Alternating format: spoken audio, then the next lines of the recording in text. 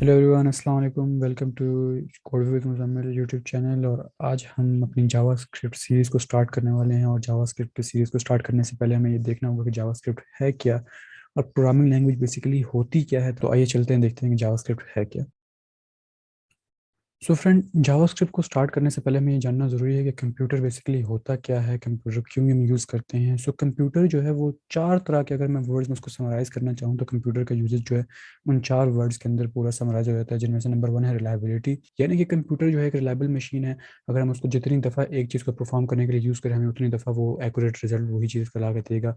अगर हम ये चीज़ काम ह्यूमन से लें तो ह्यूमन एक दफ़ा अगर हम एक ही काम करेंगे तो दूसरी दफ़ा जब वो करना स्टार्ट करेंगे उस काम को, तो रिजल्ट्स मुख्तलिफ हो सकते हैं, कोई एरर हो सकते हैं। सो रिलायबिलिटी की वजह से भी हम कंप्यूटर को यूज़ करते हैं। Number two one is efficiency. Computer की एफिशिएंसी जो है वो ह्यूमन बीइंग से बहुत ही ज़्यादा है। यानी कि अगर एक इंसान एक चीज़ को 10 दिन लेता है तो कंप्यूटर उस चीज़ को शायद हमें सेकंड्स में, मिनट्स में प्रोवाइड करके दे दे। So that's how fast computer is in terms of its efficiency, in terms of its time saving. So इस वजह से भी हम कंप्यूटर्स को यूज़ करते हैं अपने टास्क वगैरह के अंदर। Number three is accuracy. Computer की एक्यूरेसी जो है वो ह्यूमन बीइंग से कई गुना ज़्यादा है। यानी कि अगर हम कोई टास्क परफॉर्म कर रहे हैं, हमारी कैलकुलेशन में कोई फॉल्ट आ सकता है, लेकिन अगर हमने कंप्यूटर को कोई टास्क करने के लिए ट्रेन कर दिया है, कंप्यूटर की कैलकुलेशन में फॉल्ट नहीं आ सकता। इसकी सिंपल एग्जांपल अगर हम लोग कैलकुलेटर की ही ले लें, एक कैलकुलेटर भी एक मशीन है। उसमें हम जितने नंबर्स कर मैथमेटिकल कैलकुलेशन परफॉर्म करना चाहें, उसका रिजल्ट सेम बिल्कुल एक्यूरेट आएगा। बट अगर वो काम हम ह्यूमन बींग्स को दें तो ह्यूमन बींग्स जो हैं वो एक्यूरेसी में कहीं पीछे रह सकते हैं। Number fourth is communication. आजकल के दौर में हम देख रहे हैं कम्युनिकेशन जो है वो कितनी ज़्यादा बढ़ गई है ग्लोबलाइजेशन की वजह से। कितनी ज़्यादा कम्युनिकेशन हमारी इंक्रीज़ हो चुकी है, कनेक्टिविटी हमारी इंक्रीज़ हो चुकी है, नेटवर्किंग इंक्रीज़ हो चुकी है। सो फॉर एग्जांपल अगर पहले हम लोगों को लेटर्स वगैरह भेजने के लिए हमें कोई बर्ड्स वगैरह का यूज़ करते थे, या हम लोग ह्यूमन बींग्स के थ्रू लेटर्स ट्रांसफ़र करते थे, पोस्टल एड्रेसेस के जरिए ट्रांसफ़र करते थे। कंप्यूटर्स के आने की वजह से, ईमेल्स, जीमेल्स वगैरह के सॉफ्टवेयर आने की वजह से हमारी कम्युनिकेशन जो है वो सेकंड्स और मिली सेकंड्स के अंदर जो है वो कन्वर्ट हो चुकी है। So these are the four words जिसके अंदर हम कंप्यूटर को समराइज कर सकते हैं। ये कंप्यूटर जो है वो इन चार वर्ड्स के ऊपर पूरा उतरते हैं और इसलिए हम इनको यूज़ करते हैं ताकि हम ये चार काम जो हैं अपने बहुत ही इजीली हासिल कर सकें। अब हम बात करते हैं कि हम सॉफ्टवेयर्स क्यों डेवलप करते हैं, हम सॉफ्टवेयर एप्लीकेशंस, वेब एप्लीकेशंस क्यों बनाते हैं अपने कंप्यूटर्स वगैरह के अंदर।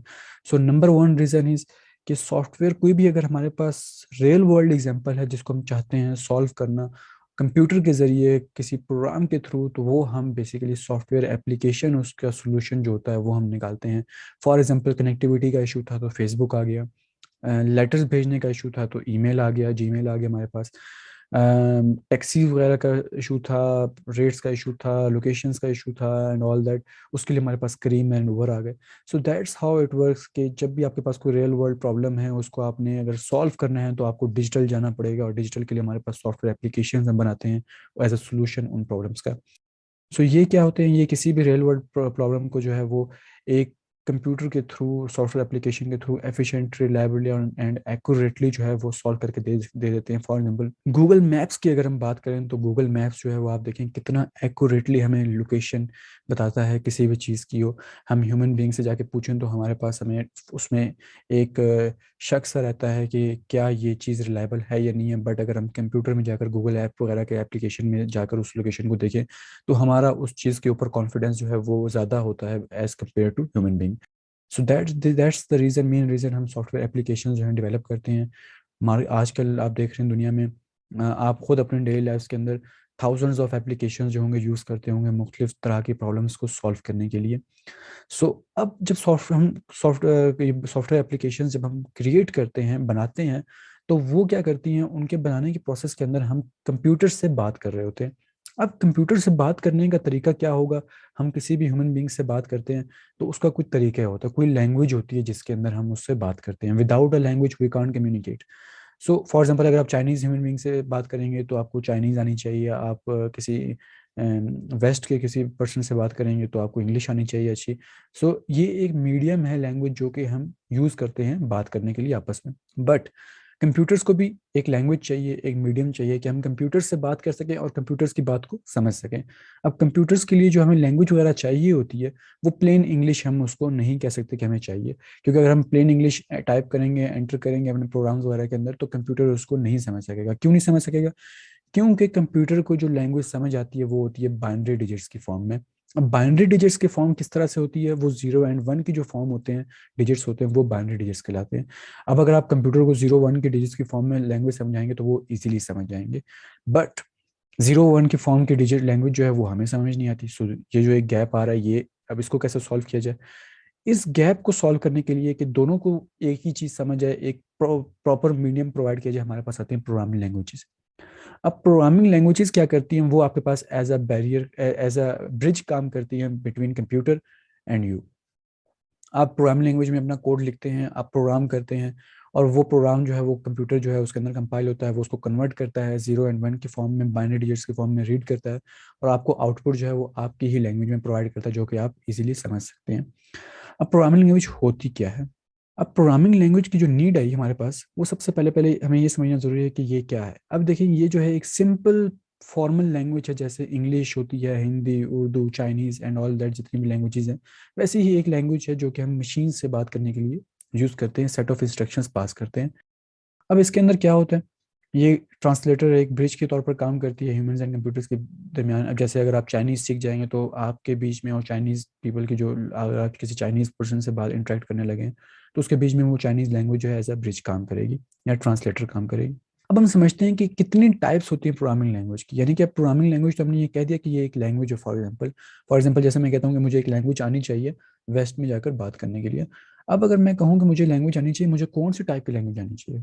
मुझे इंग्लिश आनी चाहिए, मुझे जर्मन आनी चाहिए, मुझे कौन सी आनी चाहिए? तो उसके लिए हमारे पास इसी तरह कंप्यूटर से बात करने के लिए भी हमारे पास टाइप्स ऑफ प्रोग्रामिंग लैंग्वेजेस आती हैं। सो बेसिकली दो टाइप्स की प्रोग्रामिंग लैंग्वेजेस होती हैं। Number one is low level language.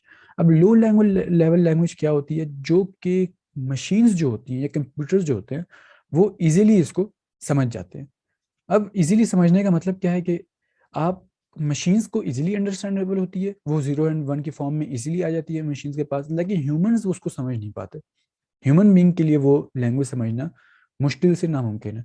क्यों? अब फॉर एग्जांपल अगर मैं आपको एक 0 1 1 0 इस तरह के फॉर्म में लिख के दे दूं, तो मैं आपको बोलूँ इसको आप मुझे कन्वर्ट करके दें ह्यूमन बीइंग की, उसमें क्या कहना चाह रहे हैं, तो आपके लिए इम्पॉसिबल सी चीज़ है उसको कन्वर्ट करना। लेकिन मशीन को अगर आप ये चीज़ दे दें, मशीन आपको इजीली कन्वर्ट करके दे देगी। सो वो लैंग्वेजेस जो होती हैं वो लो लेवल लैंग्वेजेस कहलाती हैं। Number two type is high level language. अब हाई लेवल लैंग्वेज में क्या होता है, उसी को ऑपोजिट है, कि वो चीज़ प्रोग्रामर्स जो होते हैं, जो कि कम्युनिकेट कर रहे होते हैं, उनके लिए टाइप करना इजी होता है, उनके लिए वो लैंग्वेज जो है उसके अंदर कोड लिखना इजी होता है, कंप्यूटर को इंस्ट्रक्शंस पास करना इजी होता है। मशीन्स के लिए वो थोड़ा सा मुश्किल होता है। लेकिन मशीन्स के लिए थोड़ा सा मुश्किल होता है। अब उसके मतलब ये है कि अगर प्रोग्रामर्स के लिए इजी है तो उनको थोड़ा सा रूल्स एंड रेगुलेशंस और इंस्ट्रक्शंस वगैरह जो हैं वो अच्छी तरह समझ के, डिबगिंग वगैरह करके, उसका कोड वगैरह अच्छी तरह लिख के अगर वो मशीन को पास करेंगे तो मशीन इजीली उनको इंटरप्रेट कर लेगी।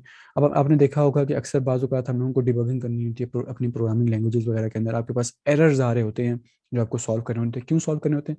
क्योंकि मशीन्स के लिए वो चीज़ थोड़ी सी मुश्किल होती है समझना। इस वजह से वो आपको एरर थ्रो कर देता है कि आई कॉन्ट रीड दिस, या ये चीज़ मुझे समझ नहीं आ रही। फिर आप उस चीज़ को सॉर्ट करते हैं और फिर आप दोबारा पास करते हैं इंस्ट्रक्शन, और फिर मशीन उसको रीड कर लेता है। सो इससे कहने का मतलब ये है कि जो जितनी भी हमारे पास लैंग्वेजेस हैं, पाइथन है, जावास्क्रिप्ट है एंड ऑल दैट, जो भी हमारे पास प्रोग्रामिंग लैंग्वेजेस हैं, पीएचपी वगैरह, वो सब किस पे बेस करती हैं? हाई लेवल लैंग्वेजेस के ऊपर। यानी कि easy for programmers to write their code, but difficult for machines to interpret. लेकिन डिफिकल्ट है, नामुमकिन नहीं है। अगर नामुमकिन होता तो हम कर ही ना सकते। सो इस वजह से जो है, अगर हम डिबगिंग वगैरह उसका कोड अच्छा लिखें, अच्छी तरह उसको समझ के लिखें, और क्लियरली हम उसके सेंटेंस वगैरह को फॉलो करें, रूल्स को फॉलो करें, इंस्ट्रक्शंस फॉलो करें, तो हम मशीन्स को इजीली ही हम उसको बता सकते हैं कि हम क्या चाहते हैं उनसे रिजल्ट। अब हम बात करते हैं कि जो लैंग्वेजेस हैं बेसिकली, इनको अब कन्वर्ट करना होता है। मतलब ये हुआ कि हमें 0 एंड 1 की फॉर्म में तो हम लैंग्वेजेस में नहीं लिखते। हमें फॉर एग्जांपल अगर जावास्क्रिप्ट की मैं बात करूँ, जावास्क्रिप्ट आपको सेट ऑफ इंस्ट्रक्शंस बता देता है, जिस तरह से इंग्लिश लैंग्वेज में एबीसी होता है, वैसे ही जावास्क्रिप्ट के अंदर जो है वो आपके सेट ऑफ इंस्ट्रक्शंस होते हैं, रूल्स होते हैं, जिनको आप फॉलो करके अपना प्रोग्राम राइट करते हैं। लेकिन ये जो रूल हैं, ये कंप्यूटर की तरफ जब पहुंचते हैं तो ये कंप्यूटर जो है उसकी तरफ इस तरह से नहीं पहुंचते। उसकी तरफ जब ये पहुंचते हैं तो ये बाइनरी डिजिट्स, बाइनरी फॉर्म के अंदर होते हैं। अब जब मशीन के लिए रीडेबल होते हैं, उसको जो है कौन कन्वर्ट करता है? तो जिस तरह से अगर आप फॉर एग्जांपल उर्दू स्पीकिंग है और आप चाइना जाते हैं, तो आपको ज़रूरत होती है एक ट्रांसलेटर की, जो कि आपके वर्ड्स को कन्वर्ट करके दे चाइनीज़ में। वैसे ही कंप्यूटर को ज़रूरत होती है कंपाइलर की या इंटरप्रेटर की, जो कि उस लैंग्वेज को कन्वर्ट करता है मशीन की रीडेबल फॉर्म के अंदर, ताकि मशीन उसको रीड करे और अपना आउटपुट आपको प्रोसेस करके दे। सो अब हम बात करने वाले हैं कि एक प्रोग्रामिंग लैंग्वेज जो हाई लेवल लैंग्वेज होती है वो है जावास्क्रिप्ट। कि जावास्क्रिप्ट अब क्या है, इसको हम क्यों यूज़ करते हैं अपने रोज़मर्रा की ज़िंदगी के अंदर बीइंग अ डेवलपर। सो बहुत ही powerful client side scripting language इसको कहलाते हैं। क्यों इसको क्लाइंट साइड स्क्रिप्टिंग लैंग्वेज कहते हैं? क्योंकि जब ये आई थी, जब ये डेवलप हुई थी इन 1990s, तो इसका जो मेजर पर्पस जो आया था वो सबसे पहले पहले था यही कि ये वेब एप्लीकेशंस या ब्राउजर्स से बात करने के काबिल हमें हमें कोई ऐसी लैंग्वेज बनानी चाहिए जो कि वेबसाइट्स या एप्लीकेशंस वगैरह के जो ब्राउजर्स वगैरह होते हैं उनसे कोई बात कर सके, उसमें यूजर्स के साथ बात करके इंटरेक्टिविटी क्रिएट कर सके। फॉर एग्जांपल वेब एप्लीकेशंस वगैरह की अगर मैं आपको एग्जांपल दूं, कि आप फेसबुक पे जाते हैं। अब देखिए शुरू में आपके पास क्या था, हमने देखा था लास्ट मॉड्यूल के अंदर HTML एंड CSS के वेब पेजेस क्रिएट करना है, कैसे क्रिएट करते हैं। हमने वो क्रिएट कर लिए। अब हमने वो वेब पेज क्रिएट कर लिया, अब उसके अंदर देखिए अगर मैं चाहूँ कि यूज़र के मैंने डिटेल्स एंटर करके उसमें कहीं सेव करवानी है तो मैं नहीं कर सकता। क्यों? वो एक स्टैटिक पेज है, वो बात नहीं कर पा रहा, वो इंटरेक्टिविटी नहीं क्रिएट कर पा रहा। वो जस्ट स्टाइल हो चुका है, उसमें कंटेंट प्लेस हो चुका है। लेकिन अगर मैं चाहता हूँ कि मैं उसके अंदर कोई डायनामिक उसको बनाऊँ, फॉर एग्जांपल मैं फेसबुक की एग्जांपल लूँ। फेसबुक के अंदर क्या होता है, आप इमेजेस अपलोड करते हैं, इमेजेस डिलीट करते हैं, लॉगिन होते हैं, लॉग आउट करते हैं, साइन अप, सेटिंग्स वगैरह की ऑप्शंस होते हैं। डेटा जो आपको शो हो रहा है वो जस्ट आपका ही है, किसी और का नहीं शो हो रहा। So this is all what background में क्या हो रहा है, इसके जावास्क्रिप्ट रन हो रही है। जावास्क्रिप्ट ये इंटरैक्टिविटी यूजर को प्रोवाइड कर रही है प्ले अराउंड करने के लिए अपनी यूआई के ऊपर। So this is basically client side scripting languages, जो एक वेबसाइट्स वगैरह के अंदर हम बहुत ही ज़्यादा यूज़ करते हैं। हमारे पास और भी लैंग्वेजेस हैं, PHP है एंड ऑल दैट। लेकिन क्लाइंट साइड की सबसे मेजर लैंग्वेज जो ब्राउजर्स को सबसे इजीली समझ आती है वो है JavaScript. Because all browsers support JavaScript engines. JavaScript engines क्या होते हैं वो हम आगे जाके बात करेंगे उसके अभी इसी ट्यूटोरियल में। अब अगर हम बात करें यूज़र का इंटरेक्शन वेब पेज के साथ बढ़ाने के लिए, हम जावास्क्रिप्ट को यूज़ करते हैं। अगर देखिए हमने HTML एंड CSS का फॉर्म डिज़ाइन कर लिया, उसके अंदर कोई फंक्शनैलिटी परफॉर्म नहीं हो रही तो यूज़र उसको क्या करेगा देख के। बट अगर हम उसमें जावास्क्रिप्ट ऐड करते हैं, फॉर एग्जांपल यूज़र अपना डेटा ऐड करता है और वो UI में जाकर किसी एक जगह पर डिस्प्ले हो जाता है। फॉर एग्जांपल मैं कॉन्टैक्ट पेज में अपना डेटा ऐड करता हूँ, तो वो जाकर मुझे डिस्प्ले होता है मेरे होम पेज के ऊपर। या फेसबुक में मैं लॉगिन करता हूँ तो मेरी ID वहाँ पर स्टार्ट हो डिस्प्ले होना स्टार्ट हो चुकी है होती है। और जैसे ही मैं ID ओपन करता हूँ अपनी, तो मुझे डेटा जितना भी हो मेरे न्यूज़ फीड में होता है वो शो हो रहा होता है। तो ये सब किस तरह से हो रहा है, ये इंटरेक्शन, ये जो इंटरेक्टिविटी है, ये सब किसके जरिए हो रही है? जावास्क्रिप्ट के जरिए हो रही है। अब अगर हम बात करें कि डॉम क्या है बेसिकली। अब डॉम क्या होता है, अगर हम बात करें स्मॉल स्क्रिप्टिंग लैंग्वेजेस की बात करेंगे जो वेब एप्लीकेशंस को चाहिए थी, वो क्या था? डॉम। डॉम क्या होता है कि जो डॉक्यूमेंट ऑब्जेक्ट मॉडल, यानी कि जो आपका ब्राउजर में आपकी वेबसाइट्स वगैरह शो हो रही हैं, इन सिंपल वर्ड्स हम उसको कहेंगे डॉम। डॉम का जो है एक पूरा हमारे पास चैप्टर्स हैं, सीरीज ऑफ चैप्टर्स हैं, जो कि हम डॉम को कवर करेंगे, किस तरह से हम यूज़र के इंटरेक्टिविटी अपनी ब्राउजर के अंदर क्रिएट कर सकते हैं थ्रू डॉम।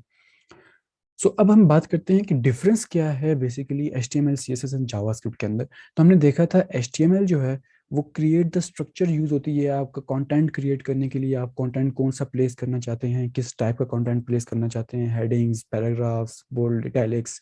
हमने टैग देखे थे, फॉर्म्स के टैग देखे थे, tables and all that. So HTML आपका स्ट्रक्चर जो है क्रिएट करने के लिए यूज होती है। फॉर एग्जाम्पल आपने ह्यूमन बीइंग है, आपकी जो बोन्स वगैरह हैं ये समझेंगे HTML है।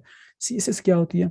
आपकी स्टाइलिंग करने के लिए, आपकी अपीयरेंस, आपके लुक कैसा होना चाहिए, कितना आपको इम्प्रेसिव आपको शो होना है, किस तरह का थीम आपने यूज़ करना है। This is all about CSS।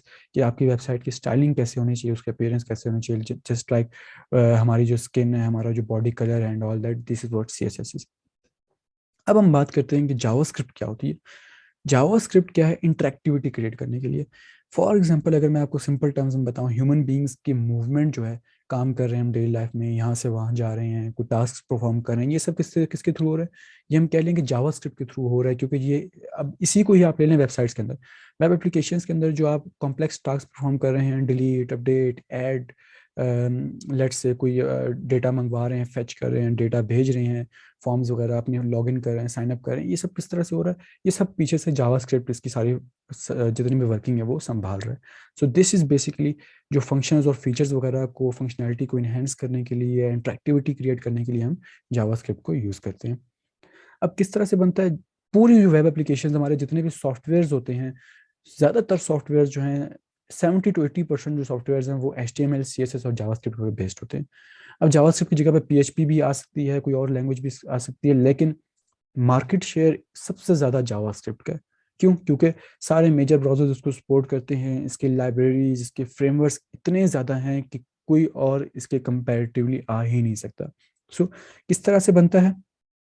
आपने HTML में अपना कंटेंट बनाया, आपने CSS में अपनी स्टाइलिंग की, और उसके बाद आपने जावास्क्रिप्ट को यूज़ किया, उसके साथ अटैच कर दिया इंटरेक्टिविटी क्रिएट करने के लिए। अब इंटरेक्टिविटी किस तरह से क्रिएट होती है? बहुत सारी लाइब्रेरीज हमारे पास होती हैं, जावास्क्रिप्ट हमें प्रोवाइड करता है, बहुत सारे जावास्क्रिप्ट के फ्रेमवर्क्स हैं जो कि हम यूज़ कर सकते हैं। इन तीनों को मिला के at the end of the day यही तीन मिल के ही आपकी वेब एप्लीकेशन, आपका सॉफ्टवेयर जो है वो क्रिएट करते हैं। अब किस तरह से सॉफ्टवेयर वगैरह क्रिएट करते हैं? जब हम एक दफ़ा जावास्क्रिप्ट सीख जाएंगे और जब हम डॉम की तरफ जाएंगे, जावास्क्रिप्ट के अंदर वेबसाइट्स वगैरह को क्रिएट करने की तरफ जाएंगे, और इंटरेक्टिविटी यूज़र की चेक करने की तरफ जाएंगे, किस तरह से यूज़र की इंटरेक्टिविटी हम अपनी वेबसाइट्स वगैरह में डिस्प्ले होती है, जब हम उस सीरीज़ की तरफ जाएंगे और लाइब्रेरीज रिएक्ट वगैरह को जब सीखना शुरू करेंगे, तब हमें और क्लियरली पता चलेगा कि किस तरह से जावास्क्रिप्ट अपनी HTML और CSS के साथ कंबाइन होकर वेब एप्लीकेशन क्रिएट करती है। सो यहाँ तक जो था, ये हमारे पास एक था कि जावास्क्रिप्ट किस तरह से वर्क करती है, क्या है JavaScript basically.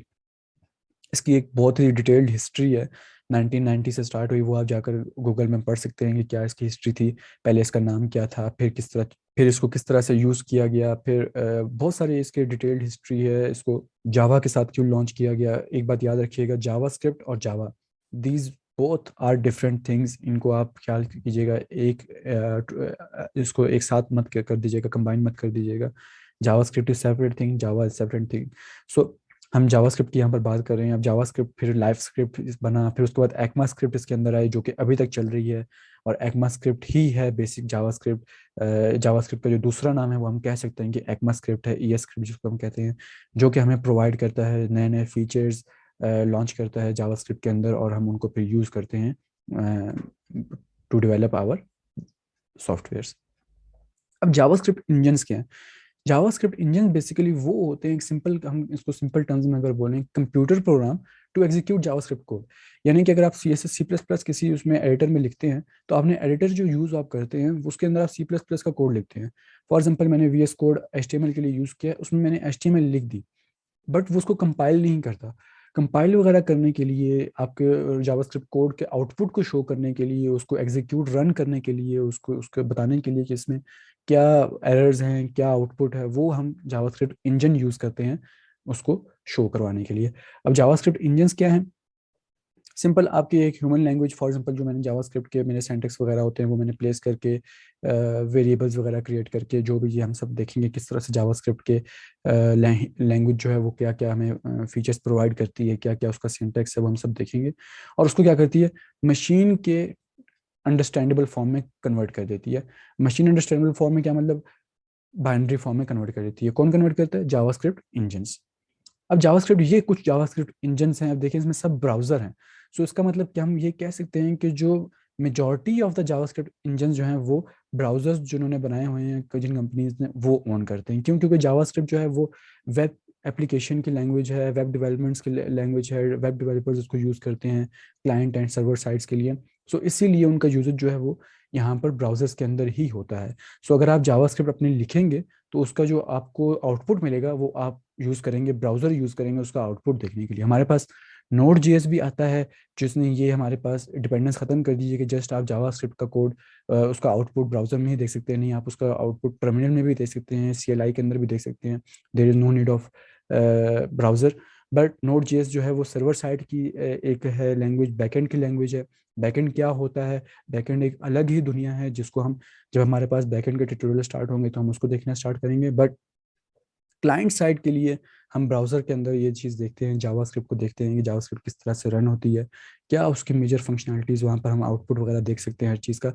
So saying at the end of the day कि जावास्क्रिप्ट जो है वो मोस्ट इम्पॉर्टेंट लैंग्वेज आजकल के दौर की इंटरनेट की बन चुकी है। इसको हम कह सकते हैं कि डी फैक्टो लैंग्वेज है इंटरनेट की। Web application, software development, blockchain and all that सब कुछ जावास्क्रिप्ट कवर करना स्टार्ट हो चुकी है। इसकी लाइब्रेरीज, फ्रेमवर्क्स इतने ज़्यादा हैं कि अगर आप सिर्फ जावास्क्रिप्ट को ही सीखना स्टार्ट कर देंगे, तो आपको किसी और लैंग्वेज की ज़रूरत ही नहीं पड़ेगी अपनी फॉर द लाइफ टाइम। क्यों? क्योंकि इसके अंदर एक ही लाइब्रेरी, फॉर एग्जांपल अगर हम रिएक्ट की बात करें, रिएक्ट के अंदर ही आप इतना ज़्यादा, बीइंग अ सेपरेट डेवलपर, आप बता सकते हैं कि रिएक्ट जेएस का मैं डेवलपर हूँ, और आपके पास थाउजेंड्स ऑफ अपॉर्चुनिटीज़ और जॉब्स होंगी सिर्फ रिएक्ट की। सिर्फ ये तो सिर्फ एक लाइब्रेरी है। अगर हम फ्रेमवर्क और बाकी लाइब्रेरीज की बात करें, तो अगर आप उनको भी सीखना स्टार्ट करते हैं तो उसकी एक सेपरेट जॉब मार्केट है। सो विच मीन्स इज कि जावास्क्रिप्ट के अंदर जो लाइब्रेरीज हैं, उनके अंदर आपको सेपरेट जॉब ऑफर हो रही होती हैं। सो इसका हम ये कह सकते हैं कि फॉर एग्जांपल अगर मैं रिएक्ट की बात करूं, जो कि जावास्क्रिप्ट की लाइब्रेरी है, अब रिएक्ट के अंदर फिर लाइब्रेरीज हैं। So this is how complex JavaScript is. इतनी ज़्यादा फैली हुई है, इतना ज़्यादा इसने मार्केट शेयर कवर किया हुआ है कि हमें कोई और लैंग्वेज सीखने की ज़रूरत ही नहीं है, सिर्फ हमें, अगर हम जावास्क्रिप्ट अच्छी तरह से सीख जाते हैं। सो जावास्क्रिप्ट क्या है? क्लाइंट और सर्वर साइड, यानी कि आपको अगर जावास्क्रिप्ट आप सीख जाते हैं तो आपको सर्वर साइड के लिए कोई और लैंग्वेज पढ़ने की ज़रूरत ही नहीं है। Just by staying on JavaScript you can cover whole software development. आप क्लाइंट साइड पे भी, क्लाइंट साइड क्या होता है, जो यूआई हम यूजर वगैरह को जो डिस्प्ले हो रहा होता है, जिस तरह फेसबुक हमें डिस्प्ले हो रही होती है, फेसबुक के अंदर जो चीज़ें मूव हो रही होती हैं, ऐड डिलीट अपडेट हो रहा होता है, वो क्लाइंट साइड है। सर्वर साइड बैकएंड से जो हमारे पास कोड डेटा जो हमारे पास आ रहा होता है फेसबुक के डेटाबेस वगैरह से, उससे बात करने के लिए जो हम सर्वर साइड यूज़ करते हैं वो सेपरेट है। सो जावास्क्रिप्ट ने क्या कर दिया, इन दोनों चीज़ों को एक कंबाइन ही जावास्क्रिप्ट की लैंग्वेज हमें प्रोवाइड हो गई है, जो जिसको हम यूज़ करके इसको बना सकते हैं। सो इस जावास्क्रिप्ट ट्यूटोरियल के अंदर हम लोग, जो ट्यूटोरियल सीरीज अभी हमारा स्टार्ट हो रही है, इसके अंदर हम लोग कंप्लीट जावास्क्रिप्ट कवर करेंगे, और इसके अंदर हम लोग जावास्क्रिप्ट पहले क्लाइंट साइड देखेंगे, और उसके बाद फिर हम देखेंगे सर्वर साइड में किस तरह से नोड.जेएस के साथ वर्क करती है जावास्क्रिप्ट। सो आपको कहीं भी और जाने की ज़रूरत नहीं होगी। By staying on this, by staying our boot camp, by staying on our channel, आपको complete software development with modern application, with modern libraries आप कवर कर लेंगे। सो अब हम अपने नेक्स्ट ट्यूटोरियल में बात करने वाले हैं कि कैसे हम जावास्क्रिप्ट का एनवायरनमेंट सेट कर सकते हैं अपने वीएस कोड के एडिटर के अंदर। हमें क्या क्या चीज़ चाहिए, क्या क्या प्री रिक्विजिट्स हमें चाहिए, और किस तरह से हम जावास्क्रिप्ट अपने ब्राउजर के अंदर देख सकते हैं। So stay with us and watch our second tutorial for setting up JavaScript. Thank you.